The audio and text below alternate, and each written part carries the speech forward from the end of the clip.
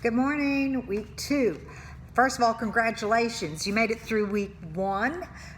Just a reminder, basically now you have 4 more weeks, final exam, you're done. This does go so very quickly. If you keep up, I think you'll be just fine. That's the key. Weekly assignments review. Go to your content folder, you will find this. I have week 1 posted.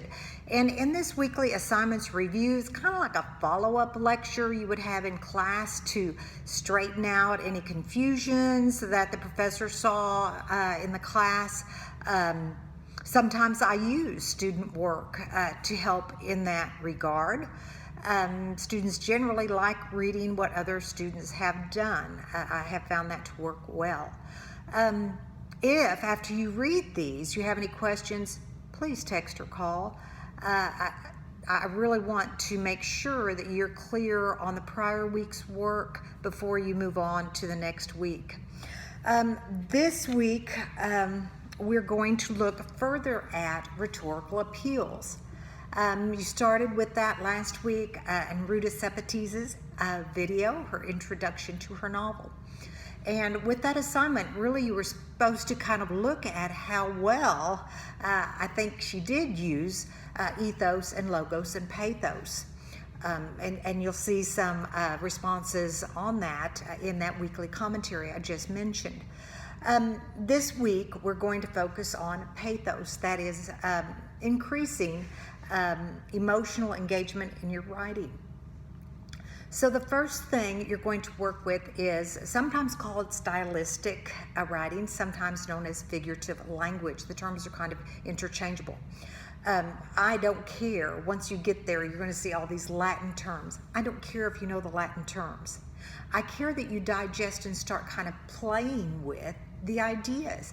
And students generally like this assignment because it is creative. And the more creative you are with your sentences, the more memorable they are, the more engaging they are. The other aspect of pathos we're going to look at, believe it or not, is plain old adjectives and adverbs. The more precise and vivid your descriptors are, the better your writing is. So we want to look at that, both figurative language and adjectives and adverbs in your novel you're reading, and see how that works in Sepetys' favor, how it makes you hang with the sentences, so to speak. So we'll see what you do with that and talk about it a little more next week. Let me see what else. Oh, the novel. I hope your reading is going well. It's a fairly quick read. Chapters are short. I've been using it about 4 or 5 years. Students seem to like it. It covers an aspect of history that I think is forgotten and well worth remembering. I'm putting a little timeline in your content folder. A little historical contextualization may help you. I think Ruta Sepetys' video did that to some degree. I'm just going to frame up things a little more precisely for you, so please look that over. The other thing I want to mention, when you get the book and you look at the first, right after the title page, there you go.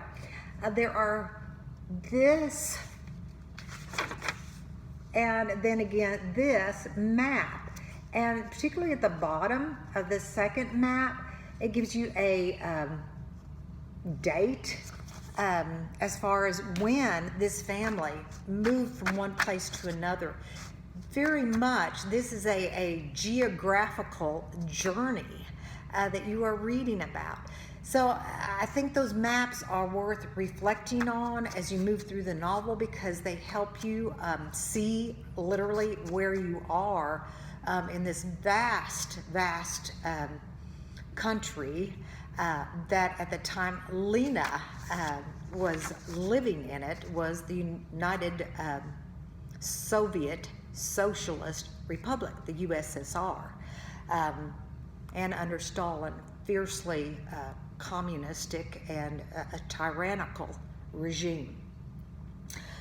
Let me know if I can help you. You got 5 quizzes this week. Get going. Don't hesitate to call or text at any time. If I'm a little short, and sometimes in the car, whatever, I certainly don't mean to be. I love being in the classroom because I think facial gestures and expressions are so important to communication. So if you didn't get what you need, don't hesitate to text or call back and say, okay, one more time. That was a little rushed. I'm human. I could have been too quick or abrupt. Red light, somebody's honking, whatever. So please, please, please follow up. If I haven't given you what you need, let me know. Have a good week. Let me know how things go. Bye.